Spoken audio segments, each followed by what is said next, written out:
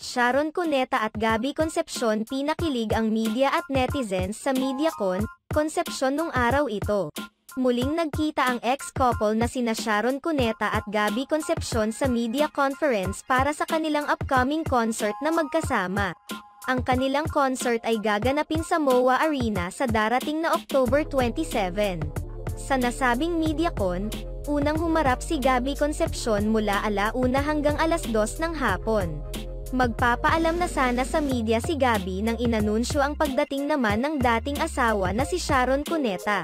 Kaya naman tila muling pinakilig ni Gabby ang mga press people nang magbiro siya at humingi ng yakap at kiss mula kay Sharon.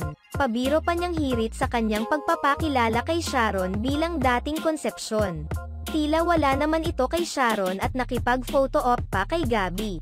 Sa kabila ng kanilang failed relationship, marami pa rin ang natutuwa dahil in good terms na sila ngayon at tila ba'y hindi na nakakaramdam ng awkwardness sa isa't isa.